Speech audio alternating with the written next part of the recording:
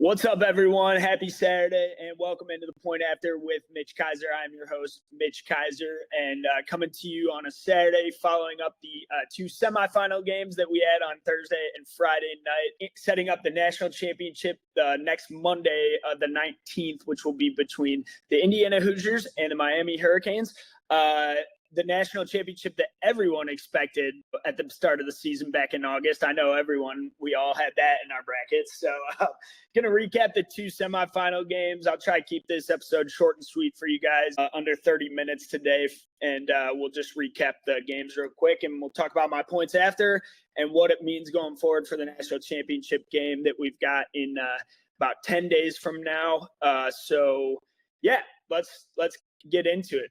We're going to recap the scores real quick. So the Thursday night game was epic. I mean, that was a legendary college football game. After a little bit of a slow start in the first quarter, the second quarter and on was like the greatest game ever. I mean, the first play of the second quarter was a 73-yard touchdown run from Q and Lacey and Ole Miss, and just an epic game that ended up being a shootout in the fourth quarter, back and forth all night. The Hurricanes pulled that one out 31-27, a game where I almost got the exact score prediction right last week. I had 30-27 Miami, and if they didn't go for the PAT, or if they missed the PAT, it would have been right. So, yeah, selfish of them to do that. But Miami gets the win, 31-27 over Ole Miss in what was just an epic clash in the fourth quarter. Just Chambliss was making plays, going back and forth with Beck, and then Beck had the last laugh on a final drive, which we'll get into later. And then following up last night's game was an absolute blowout, the opposite of Thursday night's game. Indiana stomped Oregon 56-22 in blowout fashion. That game was, you could make a case the game was over on the first play of the game, which was a pick six from Dante Moore to D'Angelo Pons, who's one of the best corners in the country. There were no ducks on the ponds last night, so none at all, if you will.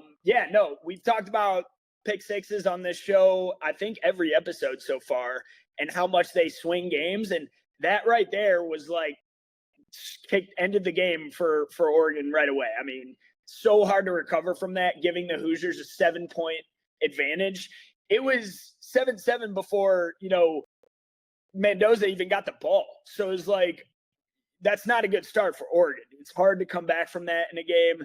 And then that one got late quickly. I mean, that got, it was 35-7 at halftime. I don't think anybody expected that. And then the second half got no better for the Ducks, which we'll get into what it means for their program moving forward. But yeah, really did not expect the blowout that we got from Indiana. That just shows the strength of their team as a whole, shows the leadership of Fernando Mendoza, and shows the ability that Cignetti has as a coach to get these guys ready to go. And they are just demolishing every team in their path, no matter who they are, setting up a really fun showdown down in Miami. So that's pretty funny that the Hurricanes get to play at their home stadium, the Hard Rock, against the Hoosiers on January 19th. So we'll preview that game next week. But for now, we're going to go over my points after for this one. Got 4 points for you today, 4 points after, one for each team. So main point after right now is Mendoza just locked up the number one pick. It's over. I had Dante Moore number one going into the game, and I've got to flip them now. It's one of those where I'd be disobeying my own rules that the games have to matter, and when new evidence appears, you are allowed to change your opinions and move on to the next guy. So nothing against Dante Moore, but I think Mendoza just locked up the number one pick. I think it's safe to say he is going to be the new quarterback of the Las Vegas Raiders. And I think it's safe to say you can start ordering your jerseys now and lock them in as QB1. Up until last night, I gave Moore the slight edge in the QB battle, but the games have to matter. Mendoza was perfect. 17 of 20, 190 yards, 5 touchdown passes. In his last two games against Alabama and Oregon, he has 8 touchdown passes and only 5 incompletions. That's insane. Those are just crazy numbers as a quarterback. Putting up a 245 passer rating in 2 games, matching a 97 QBR in the last 2 games. 97 QBR. That's just ridiculous numbers in the biggest games of the season, too. The biggest moments against the best teams. 97 QBR against Bama and Oregon. It's elite level stuff, man. And that's what you want in your quarterback. That's what you ultimately want in your franchise quarterback, is a guy who gets better in the bigger games. You don't want a guy who's just beating up bad competition all year and then folds in the biggest game against the best competition. You want a guy who gets better in the bigger stage, the bigger occasion. That's been Mendoza all season long. Whenever they need him, whenever they call his number, he delivers for them. He does not miss throws. He has elite level accuracy, elite decision making, and he just can do it all out there. The leadership speaks for itself. The personality speaks for itself. Las Vegas Raiders, that is your new quarterback. I don't think there's I think, we'll still go through the pre-draft process and see how everything ends up. But I imagine a lot of college football fans and NFL fans made up their minds last night and made their decisions based on that game alone. So I think it's safe to say Mendoza locked up number one pick. Lastly, just a real credit to their receiving core and Indiana's whole team in general. I mean, the offensive line was dominant once again. Pat Coogan even recovered a fumble this time. He had put up another 87 pass blocking grade, arguably the best center in college football. Going to be great in the NFL next year. No pressures, no sacks allowed, and then recovered a fumble after Mendoza, kind of lost the ball in that one scrambling play, which credit Mendoza's legs again. That 1 3rd and 9 where he was almost sacked and outran the guy for the first down and then some yards too. You don't see that by a lot of guys his size. So Mendoza's ability to pick up third downs with his legs and really extend plays is kind of what sets him apart from a lot of QBs built like him that you would label as statues. He's got the build of kind of like a QB that's like a Big Ben or like a Kirk Cousins back there, where it's like just a big stature guy, but he's not immobile. Like, he can move, he can get outside the pocket, he can run. And he uses his legs. He averages about 4 yards a carry. So that continues to impress me. And then lastly, we can't say enough about his receiving core. If Charlie Becker were NFL draft eligible, he would probably be a second round or third rounder. Like, this guy is that good. And he'll probably build his way into the first round next season, because I believe he's a true sophomore. He has to come back. Elijah Surratt and Omar Cooper, those are probably second-round picks right now.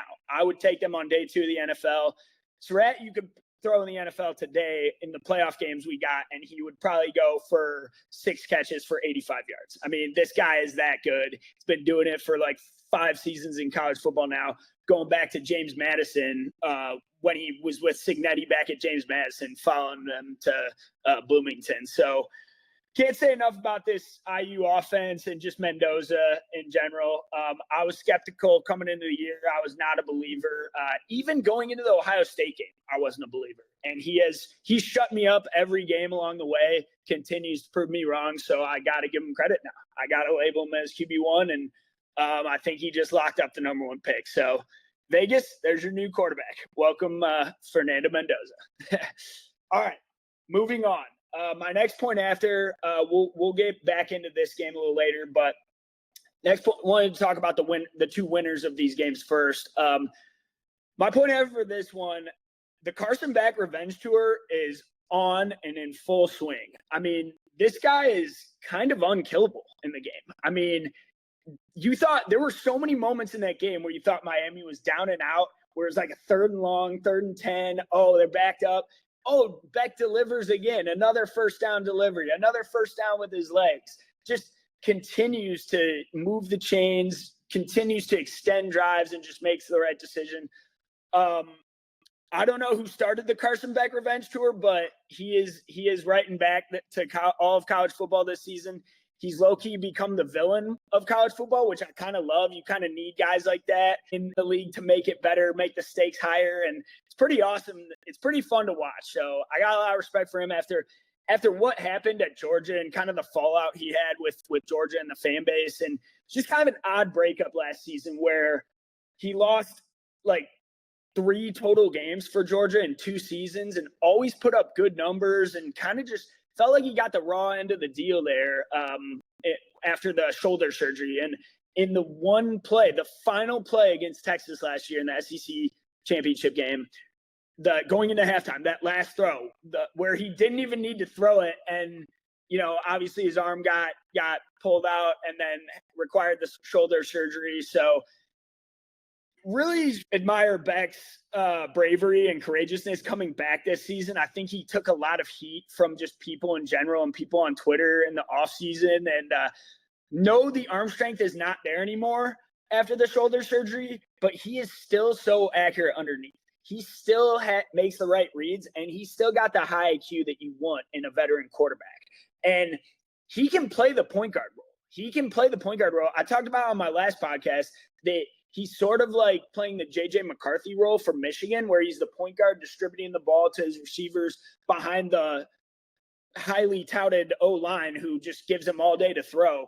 Beck had plenty of time to throw. I believe he was only sacked once in this game by Perkins, I believe, Sunterim, but 37-5 as a starter. Nails on third down. I believe he had an 82 passing grade on third downs in this game, which there were so many plays in early downs where he missed throws and then just delivers a strike on 3rd and 10 to pick up the first down and keep the drive moving. It's no secret he's got the clutch gene. I mean, that was just a legacy final drive, man. We talk about legacy drives in college football. That was the legacy drive right there. To get to the Natty, to send your team with everyone doubting you right after Ole Miss marches down the field and takes the lead, 3 minutes to go. I mean, that was some epic stuff. And to run it in with his legs, lot of respect for Beck, man. I think he's kind of silenced the haters this season in a lot of ways who kind of doubted him after Georgia and after the fallout he had there. So he's kind of turned me into a fan, man. I kind of always root for the villain in sports, but they've got the tall task now against Indiana, which is unique about this game is they actually get to play them in their home stadium at the Hard Rock Stadium down in Miami, which is kind of funny. So I heard a stat that this is the first time in college football since 1991 that a team in the national championship gets to play at their home stadium. So thought that was interesting. We'll see if that means anything. We'll see if the home crowd maybe gives them a boost against this Indiana team because they're going to need it. This is the best team they played all year. They will be tougher than Ohio State was for Miami, and it's all right there. But I do think this is a good trench battle. I do think Miami's that one team that we've talked about can match up with anybody physicality-wise across the lines of scrimmage, which we keep saying when you have the better trenches, you have a shot in any game you play. So Indiana is different than Ohio State. Going to be a tall challenge for Miami, but I'm not saying it's impossible. So, yeah, that's all I got to say on Beck. You know, this was his best box score game of the playoffs. I would say it's no secret in that. I believe he had 268 passing yards with 2 touchdowns. Interception that wasn't his fault, but really just made a lot of elite accurate throws on third down. Just the third down throws, again, 82 passing grade on third downs, which is near elite level stuff. Funny about the championship game is both Carson Beck and Mendoza each have 73 completion percentage on their passes, which are both top 3 in the FBS, only behind Julian Sayin. So thought that was interesting. No, Beck can't really hit the home run ball anymore, the downfield shots, but he is as accurate as it gets underneath. And in terms of just the quick throws, the quick slants, screen passes, whatever you need, he's going to make the right decision. He's seen so much football. He's seen so many coverages. And he's got the clutch gene. He showed it. He's proved it time and time again, being 37-5 as a career starter in college. So we'll see if he can finish 38-5 and or if the Hoosiers will finish the job next week. So, all right, that's all I got to say on Miami. One last note on Miami. Malachi Toney, just an absolute yards after the catch monster. Just want to give him a shout out real quick. He is fantastic once again. Arguably the best coming into next season. He's probably the second best receiver in the country other than Jeremiah Smith. That would be my second pick for best wide receiver in the country other than Jeremiah Smith. It would be Malachi Toney. Still no drops on the season. Just thought I'd shout that out real quick. Being a true freshman, 18 years old and about to finish his full first college season with no drops. So that's impressive stuff. So, all right, moving on, gonna talk about Ole Miss real quick. My point after on them is Ole Miss just established a new culture, man. They established a new identity, and Pete Golding has got them humming. And this is a culture that is here to stay down in Oxford. You can tell the players love playing for this guy. You can tell the fans love him. You can tell he fits right in down there, and it's a perfect match. And I'm really happy for the Rebels, and I'm really happy for Rebel fans. It seems like they, found a coach who wants to be there now and wants to stay and actually build a championship team. They were so close this year. I really, really respect what they were able to accomplish. I didn't pick them against Georgia, so that shocked me, and was so impressed with what Chambliss was able to do. Chambliss was phenomenal once again. I mean, Miami, he still almost won the game. If it weren't for Beck's legacy drive, Ole Miss wins this game. They were right there. They took the lead with three minutes to play. Chambliss delivered the dime, and he almost delivered the game winner on the final throw, which some are asking if there should have been a PI called on it. I don't think so. I don't know why they threw to the back corner of the end zone. Like, I feel like that was kind of an iffy area to throw, just kind of back corner, not a lot of real estate back there, but he had a shot. I mean, Chambliss gave him a shot.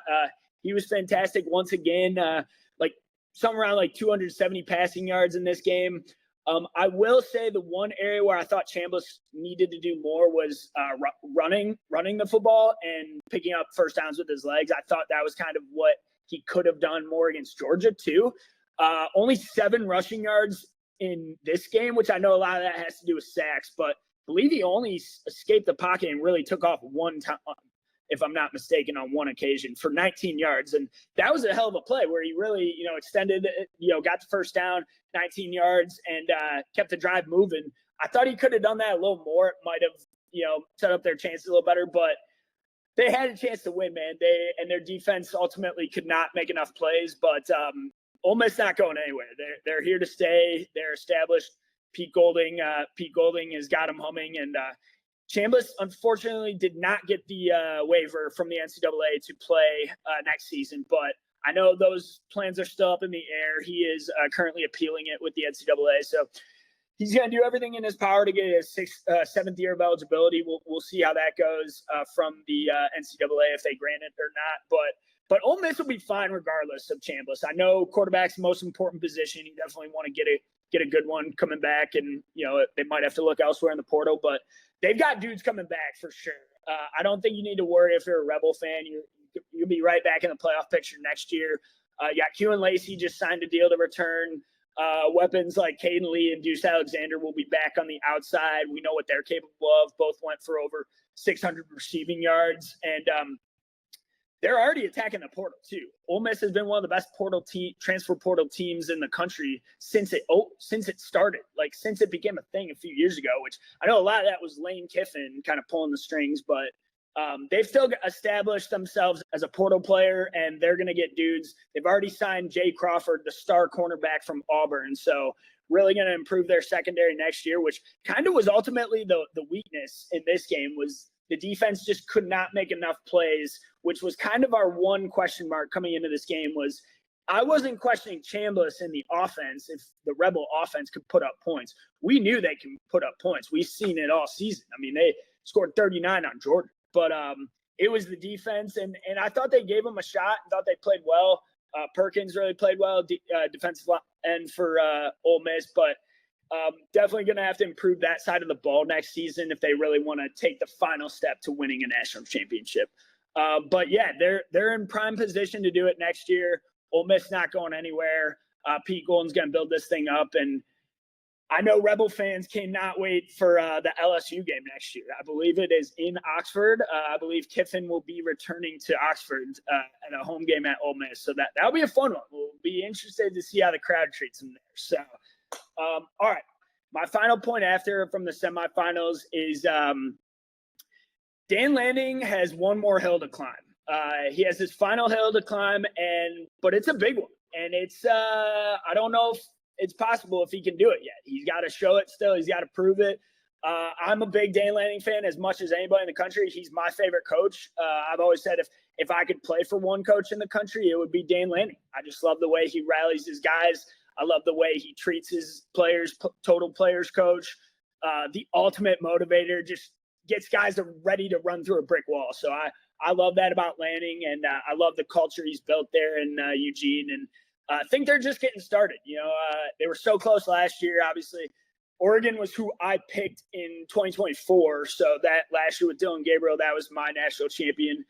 We obviously saw what happened in the Ohio State game. But that's 2 years now ending in big blowouts in the playoffs. So back-to-back years ending in, I believe, plus like 25-point blowouts. I don't remember the final score of the Ohio State game, but it was over before halftime. I mean, it was 35-0, and then obviously they put some points on the board in garbage time. I think it ended up being like 20-40 something. But last night was unacceptable if you're an Oregon Duck fan, and you can't get blown out like that. 56-22 is just. Game was over on the first play, like we said, and you got to keep your composure out there. You can't have the turnovers. There's just some silly mistakes at their own goal line, just backed up. The 2 fumbles from Dante Moore just backed up in their own goal line. So can't have that, but still another level to reach for Dan Lanning and this team. A super young team. They got a lot of talent coming back. I'm confident they're going to be just as good next year, be back in the picture next year. But this is a question now for Dan Lanning after back-to-back years ending in blowouts in the college football playoff. It could be back to the drawing board for him, and really in how he takes that next step as a coach and how Oregon takes that next step as a program, because they still don't have a national championship, which I know a lot of fans like to remind them of all the time, but they've come this far. How do they finally get over the hump now of winning the title? So that does bring up one question for them, which could be the biggest question of their offseason, is the Dante Moore decision. So the Dante Moore question was not really a thing until last night. I would say it was kind of everybody viewed him as a QB prospect for this draft, as I did. I had him QB1 before last night. I would still have him QB2 now. I want to say I'm not bailing on the kid after one game against the best team in the country. We're not doing that. I thought he still made enough throws and showed enough poise and promise after, throughout the 4 quarters that he'll be fine. Because it's a tough task to throw a pick 6 and then really get your emotions right and get your head straight after that. So tough game for Dante Moore. I believe he had like a 47 PFF grade. Obviously you never want to start with a pick 6 on the first play, but thought he did all right throughout the course of the game. Obviously, playing from behind, he was throwing a lot, so threw for a lot of yards. Not crazy impressive there, but just looked slow and indecisive in his decision making all night. Wouldn't get rid of the football when protection broke down. I think that's like an old Justin Fields thing, is like not throwing the ball away and taking the sack. Like a lot of young QBs do that, and that's just something you got to get over. And in terms of just getting rid of the football, if the play's not there, just throw it away, live to fight another down. I still think Dante Moore should come out. I think at worst he would be QB2, but a lot of people are probably overreacting to last night. I'm not overreacting. I think he's fine. I still think he's a year younger than Mendoza, and I think obviously Fernando's the more NFL-ready quarterback, the more established, more accurate, better decision maker today. But I think Moore's got room to grow, and I think Moore still could have a higher ceiling than Mendoza. But I would now say the Raiders are probably making the right decision in taking Mendoza. I still think Moore can come out. I don't know if he's be ready to start next year in the NFL, but I think when you have a QB class like this that's quote unquote bad, you should take advantage of the class. And, if you're projected to be a top 3 pick, which I think Dante Moore still is, because you got teams up there like the Jets, the Browns, the Cardinals, who all need quarterbacks, I still think he should come out. And my 4 quarterbacks would probably be Mendoza, Moore, Ty Simpson, and then Trinidad Chambliss as the 4th. So we'll see how it all ends up. However, he may have a better receiving core next year at Oregon if he stayed. I know DeCorian Moore will be back amongst others. Dier Hill, running back. So wide receiver core was one of their minor weaknesses this season. I do think that'll be much improved next season. More developed players, more DeCorian Moore, another year for him. He'll be a true sophomore. So it will be an interesting decision for Dante Moore and his family on what they ultimately want to do.